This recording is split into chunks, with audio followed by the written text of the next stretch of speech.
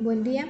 Venimos a hablarles pues de lo relacionado con el metabolismo bacteriano, la curva de crecimiento y el recuento de células trabajado por el grupo 9 de laboratorio. Para iniciar, se ha visto que las bacterias, los microorganismos, han tenido esa necesidad de adaptarse a las condiciones que se le presentan, pues para buscar sus condiciones, digamos, óptimas de crecimiento y desarrollo. Estos microorganismos pues necesitan, digamos, unas condiciones óptimas, por así decirlo, para que puedan desarrollarse y pues obviamente crecer. Dentro de todo este proceso se encuentra el metabolismo. El metabolismo hace referencia a todos esos procesos, a todas esas reacciones que ocurren en el interior de las células, específicamente en el interior de las bacterias, y que pueden estar relacionadas con procesos de respiración, fotosíntesis y degradación de las diferentes biomoléculas, como lo son los lípidos, los carbohidratos, y pues donde de allí toman la energía y los nutrientes necesarios nuevamente para su crecimiento y desarrollo. En este término de metabolismo se incluyen los términos también de anabolismo y catabolismo. Incluyen también todos estos procesos, todas estas reacciones. Es importante, digamos, medir o tener o hacer las pruebas que permitan determinar las condiciones metabólicas de las bacterias, pues para su identificación. Para esto, lo primero que se debe hacer es llevar a cabo una ruta, un paso a paso. Cabe resaltar que lo que se lleva a cabo es más que todo una identificación fenotípica, que es decir, los rasgos observables de la bacteria, ¿sí? O sea, lo que permitan hacer una identificación como tal, o que permitan tener una idea acerca de qué bacteria, de qué microorganismo se está trabajando. Entonces, para esto es necesario realizar unas estudios o pruebas, digamos, que van desde la evaluación macroscópica, que esto se ha venido evidenciando en los diferentes laboratorios que se han realizado, macroscópica como su identificación morfológica, su color, su forma, ya sea coco o bacilos, su color, su tamaño, su textura y pues sus condiciones, sus características microscópicas, que es así se relaciona, digamos, más para determinar si son cocos, bacilos, y también se puede hacer mediante tinciones y ya brinda características fenotípicas más detalladas acerca de la bacteria. Todo esto, pues como se mencionó, para llevar a cabo un proceso de identificación. También hay que tener en cuenta la temperatura, las condiciones del medio de cultivo, o sea, hay que saber con qué medio se va a trabajar, digamos, ya desde el momento en el que con la identificación macroscópica y microscópica se tiene una idea acerca de la bacteria, se determina qué medio de cultivo va a ser, digamos, el óptimo para lo que se quiere lograr. Y aquí también entra el concepto de las pruebas metabólicas, que nos van a permitir determinar las enzimas o las toxinas o todo lo que produzca esta bacteria, pues como producto final, o todas las reacciones que llevan a cabo, todo lo que produce la bacteria. Y también pues nos permiten determinar, digamos, la presencia, digamos, de contaminaciones, y también nos va a dar información acerca de si necesita fuentes de carbono, si produce enzimas o produce toxinas, o específicamente qué va a producir dicha bacteria, y así poderla implementar en procesos de fabricación de productos, ya sea en procesos de fermentación, en la producción de aminoácidos, de vacunas de antibióticos o incluso para la mejora, para mejorar las condiciones de crecimiento, o cuando digamos ya se habla a nivel industrial, o buscar las características que necesitamos de cierta bacteria para mejorar y optimizar cada uno de los procesos cuando ya se habla a nivel industrial. Dentro de todo este proceso de las pruebas metabólicas y del metabolismo, también entra un concepto que es la curva de crecimiento, que tiene que ver con el estudio o con la evaluación del crecimiento que se presenta esta bacteria desde el momento de la siembra. En esta encontramos cuatro fases, que es la fase de retardo, la fase lag, que es en donde una vez se realizada la siembra en el medio de cultivo, el microorganismo, la bacteria, comienza a adaptarse a las condiciones de este medio, empieza a adaptarse a los nutrientes que se le están brindando. Luego viene una fase de crecimiento, la fase logarítmica, que es en donde se evidencia, digamos, de que no todas las bacterias o no todos los microorganismos que están en ese medio de cultivo tienen las mismas condiciones. Entonces, los que lograron adaptarse o los que lograron sobrevivir o nutrirse empiezan a multiplicarse, empieza a haber una división celular y empieza a haber un crecimiento en esa población bacteriana logarítmica, que es en donde se evidencia, digamos, de que no todas las bacterias o no todos los microorganismos que están en ese medio de cultivo tienen las mismas condiciones. Entonces, los que lograron adaptarse o los que lograron sobrevivir o nutrirse empiezan a multiplicarse, empieza a haber una división celular y empieza a haber un crecimiento en esa población bacteriana. Luego está la fase estacionaria, que es en donde se empieza a ver un equilibrio entre el número de individuos muertos y el número de individuos vivos.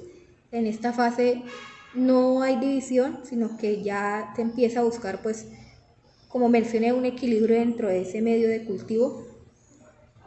Por último se encuentra la fase de muerte, que es en donde ya la bacteria ha agotado todos los nutrientes, todos los recursos que se encuentran a su alcance, pues lo que va a producir su muerte o su deformación e incluso su lisis. Esto también, digamos, se debe a la cantidad de tiempo que se da en ese medio de cultivo y, como mencioné, a que agotó los nutrientes que tenía y pues como no se venía alimentando, en pocas palabras, pues muere. También en todo este proceso, digamos, de curva de crecimiento, es importante hacer un recuento de células, conocer el número de colonias de esa bacteria que se fue desarrollando en todo este proceso de crecimiento, que así nos va a permitir determinar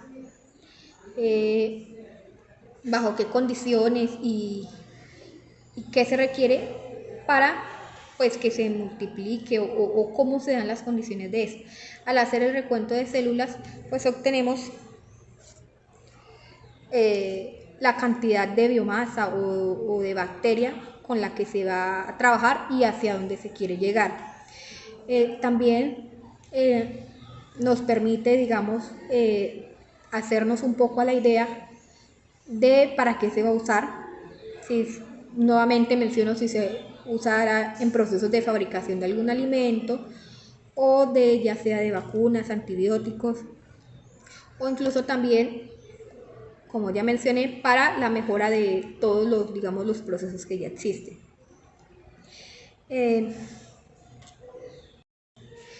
Ya, digamos, teniendo claro los conceptos, lo que se quiere realizar, para todo esto metodología o todo este paso a paso, pues se establece un protocolo, iniciando con la preparación del medio de cultivo, donde el medio de cultivo asignado o seleccionado fue el agar celulosa, que como su nombre lo indica, es un agar que va a permitir aislar las bacterias que degradan pues la celulosa. Y pues este agar necesita, digamos, para su preparación componentes como el carboximetilcelulosa, el extracto de levadura, la pectona universal, el sulfato de amonio, el cloruro de calcio, el fosfato monobásico de potasio, fosfato dibásico de potasio, el agar-agar. Todo esto viene determinado, la teoría nos da unos valores donde lo primero que se realizó pues fueron los cálculos para determinar la cantidad necesaria, porque la preparación se llevó a cabo fue en 20 cajas, donde el volumen de cada una pues fue de 20 mililitros. Después de los cálculos, pues se procedió a pesar, a medir cada uno de los componentes y uno a uno se iban colocando en el frasco de vidrio y pues posteriormente adicionando una cápsula que permitía mezclar, se llevó a calentar hasta que se disolvió cada uno y pues el medio estuvo listo para ser pues preparado sobre cada una de las cajas de PET. Buenos días.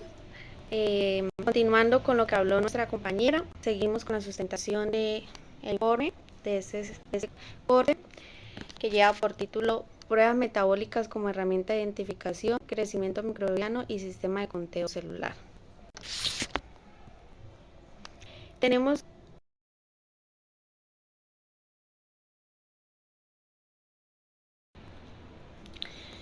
como objetivos comprender los principios de las pruebas metabólicas como herramienta para la identificación bacterianas, también explorar los procesos de crecimiento microbiano y su relevancia en microbiología, también examinar sistemas de conteo celular como herramientas para cuantificar poblaciones microbianas. Bueno, debido al tema de la problemática que tuvimos para la realización de algunas prácticas y también con el poco tiempo que contamos, pues no pudimos realizar las bioquímicas correspondientes a la siembra. Entonces se realizó como una consulta general, teniendo en cuenta que teníamos la ventaja de que ya conocíamos qué bacteria habíamos sembrado. En nuestro caso fue la salmonela. Entonces a continuación hablaré un poco de la salmonela y luego sobre las siembras. Bueno, la salmonela es una bacteria es un género de bacteria que incluye varias especies patógenas para los seres humanos y otros animales. Estas bacterias también son conocidas por causar enfermedades gastrointestinales como la salmonelosis, que puede variar de síntomas leves a graves, y ya los síntomas graves pues requieren tratamiento médico.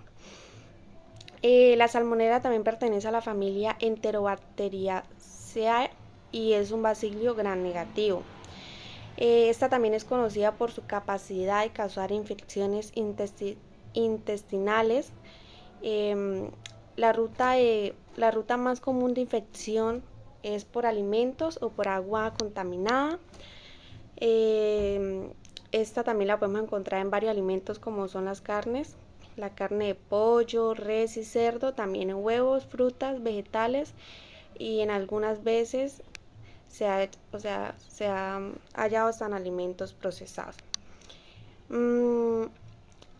La salmonela es una preocupación significativa para la industria alimentaria debido a su gran capacidad de contaminar una variedad de alimentos, incluidos productos cárnicos, lácteos y vegetales. La prevención de la salmonelosis se centra en prácticas de higiene alimentaria como el lavado adecuado de alimentos y la cocción completa de carne y huevos. El control en la producción de alimentos incluye prácticas de bioseguridad en la cría de animales y la vigilancia en la cadena de suministro alimentario. Bueno, acá tenemos un ejemplo de lo que es la estructura de la salmonela. Ya pasamos a lo que son los medios de cultivos. Se hizo una siembra por agotamiento. Primer medio de cultivo que tenemos es en celulosa. Esta puede crecer, la salmonela puede crecer en este medio, pero no puede utilizar la celulosa como fuente de energía y nutrientes. Dependiendo de otros nutrientes también presentes en el medio, la bacteria puede sobrevivir o incluso multiplicarse hasta cierto punto. Sin embargo, sus tasas de población y crecimiento serían significativamente más bajas en comparación con bacterias que sí pueden descomponer la celulosa. Ya tenemos el segundo medio, que es el medio de almidón. Cuando se siembra en este agar, puede crecer y formar colonias visibles. También puede utilizar el almidón como fuente de nutrientes, ya que contiene carbohidratos que pueden ser utilizados como fuente de energía. Además, la presencia de almidón en el algar permite la detención de la enzima amilasa, producida por algunas especies de salmonela. Las colonias de salmonela en el algar también pueden tener unas apariencias características. Por lo general son de color blanco, con bordes irregulares y una textura húmeda, que tenemos un ejemplo de lo que hay en la imagen, que fue lo que obtuvimos en nuestro laboratorio. También por lo general son de color blanco. Sin embargo, es importante tener en cuenta que la apariencia de las colonias pueden variar dependiendo de la especie y la cepa de salmonela utilizada. El medio de proteína, la salmonela puede utilizar los nutrientes disponibles para obtener energía y sintetizar nuevos componentes celulares. Esta bacteria puede formar colonias que pueden variar en apariencia dependiendo del tipo específico de salmonela y del medio utilizado. Una vez que la salmonela crece en el medio de cultivo, se puede realizar varias pruebas para identificar y confirmar su presencia. Eso incluye las pruebas bioquímicas. Bueno, como podemos ver en la imagen, pues no hubo como un crecimiento significativo, porque realmente habían colonias muy pequeñas y casi no son visibles a la vista humana.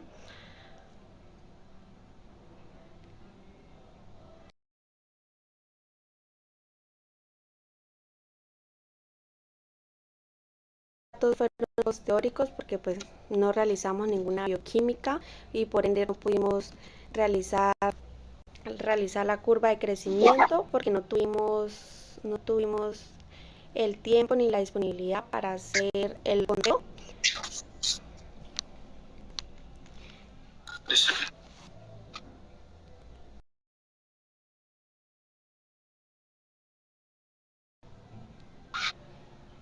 Continuando, también se hizo la evolución de tubos sólidos que fueron inoculados por punción y estrella superficial, otorgando las condiciones necesarias para la incubación y condiciones de disponibilidad de oxígeno y temperatura y otros métodos.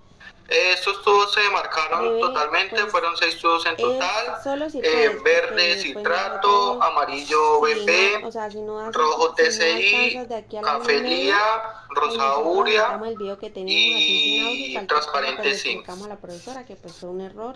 Sim, un medio semisólido, originalmente transparente. Este medio sirve para observar la producción de sulfuro indol y la movilidad de los microorganismos. El resultado fue un color negro, como podemos observar totalmente. Cambió el color de transparente a color negro. Esto sugiere que la salmonela, la bacteria que se utilizó en todos los tubos, produjo sulfuro durante su crecimiento en el medio. El TCI, también otro medio semisólido. El TCI es una herramienta valiosa de la identificación de bacterias, en particular aquellas que pertenecen a la familia Enterobacteriaceae. Permite evaluar la fermentación en azúcares, la producción de gas y el y la producción de sulfuro. Como se puede observar en la imagen, el resultado final después de incubar la salmonela en el TCI demostró la capacidad de producir sulfuro, fermentar el azúcar como podemos observar que hubo presencia de gas también.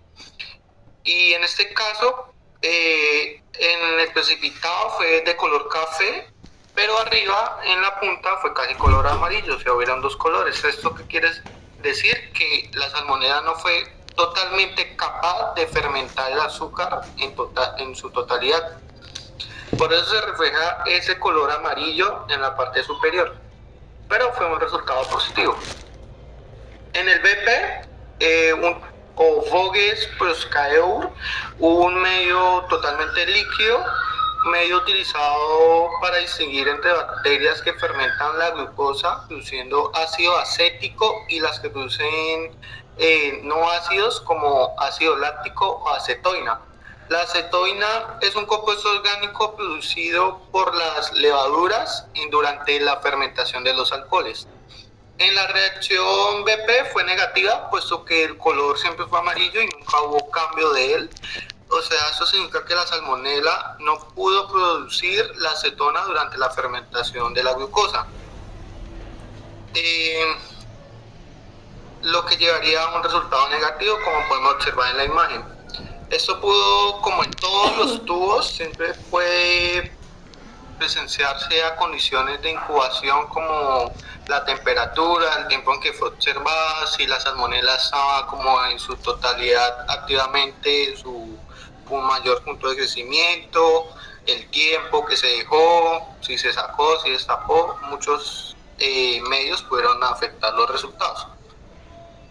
El IA, este era de color café, pues acá se ve café, pero un café mucho más oscuro. Este medio fue utilizado para diferenciar enterobacterias basándose en la capacidad de desaminar la lisina y producir sulfuro de hierro.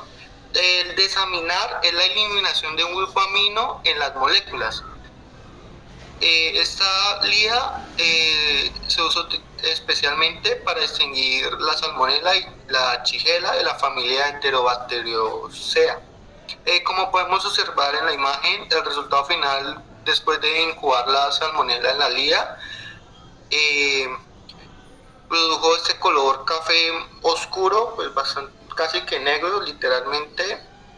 Fue un resultado positivo. Esto quiere decir que la salmonela tuvo la capacidad de reducir el sulfato a sulfuro, formando el precipitado que podemos observar de color negro.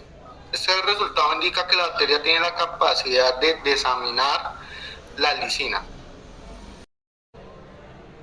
Bueno, entonces continuando, citrato, este era principalmente de color verde. El citrato se usa para utilizar el citrato como fuente de carbono en la bacteria mediante la enzima de citrato permeasa. Y también pues cambia el resultado del pH, pero por respectivos motivos no se tomó el pH ni nada. Es positivo si hubo crecimiento, aunque no está cambio de color, o hubo crecimiento y si hubo un respectivo cambio de color en la parte media de un color azul. Y negativo si no hubo ninguna de las dos, si no hubo ningún cambio de color y si hubo crecimiento. Al incubar la salmonela y esperar el resultado final, se evidenció y observamos de que fue negativo el resultado, puesto que no hubo ningún crecimiento y ningún medio y ningún cambio de color. Esto sugiere que la bacteria utilizaba la salmonela, no utilizó el citrato como fuente de carbono y no se alimentó de este.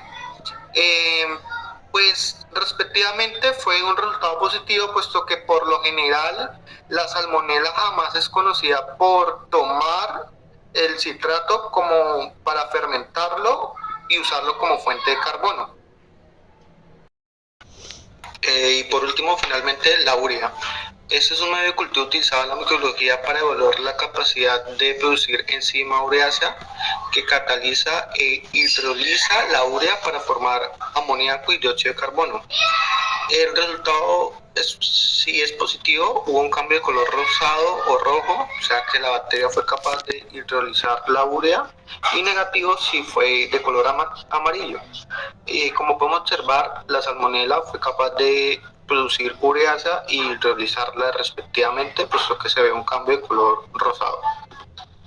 También se determinó la catalasa y la oxidasa en la salmonela. En la catalasa se usó un portaobjetos totalmente limpio y se añadieron gotas de peróxido de hidrógeno encima de ella y añadiendo la respectiva bacteria salmonela. El resultado es positivo si hubo fermentación y negativo si no hubo en ella. Como se pudo observar y analizar, en este fue positivo el resultado, puesto que hubo presencia de efervescencia. Y en la determinación de oxidasa se humedeció un papel filtro con gotas de reactivo cobalt y usando un asa se añadió la bacteria y se esparció respectivamente. Si el resultado fue positivo, es que hubo un cambio de color en ella, y negativo, sin ningún cambio de color. Se observó y resultó que la salmonela fue positiva porque hubo un cambio en este color. Como una conclusión de todo lo hablado respectivamente, es que todos estos métodos de análisis y identificación de microorganismos nos ayudan a nosotros respectivamente, más como ingenieros agroindustriales que trabajamos con alimentos procesados o en sí alimentos, como lo dijo mi compañera anteriormente, la salmonela, que es una bacteria que se encuentra en carnes y en alimentos procesados, en el cual nosotros nos desempeñamos, y tenemos que utilizar estos medios para identificarlos y así entregarle a los consumidores un producto de calidad, seguridad y eficiencia. Estos métodos nos ayudan más a una identificación más precisa, no solo de la salmonela, sino de otras bacterias. Permiten identificar mucho más rápido microorganismos, un control de calidad y seguridad alimentaria, para monitorear la presencia de todos microorganismos no deseados y una identificación de estos y prevención de estos. No solo de alimentos, también nosotros, como sabemos, no solo trabajamos con alimentos procesados, sino como con cremas, productos de piel, bloqueadores solares, entre otros, para la prevención de hongos, que son los que más se ven en estos productos de cosméticos. Era lo que necesitaba. Una alternativa a mejorar en este semestre de metodología es un mejor monitoreo continuo, porque a veces habían semanas en los que íbamos una vez a la semana a ver nuestros cultivos o como con los tubos, y pues así hacer una mejor presentación en los informes, en la sustentación como esta, tener mejores evidencias y saber más qué fue lo que afectó el producto final, qué fue lo que dañó el cultivo, qué hongo se presentó. Respectivamente, siempre vimos que se presentó un hongo que no analizamos, obviamente. Mejores tecnologías, y una de estas es un mejor espacio en los laboratorios, porque como se evidenció, el espacio en el laboratorio era muy pequeño y una sola nevera como para 3 carreras quedaba muy pequeña. Como siempre compartíamos la nevera, como habían estudiantes de tesis, medicina, veterinaria, biología, y solo un laboratorio con una nevera para guardar todos los cultivos, hacía que se evidenciara que había cruces o contaminación, como pues siempre hubo en casi todos, tuvimos contaminación. Entonces, una alternativa a mejorar fue pues que se hayan más laboratorios y un monitoreo más continuo. Y ya. Muchas gracias por su atención.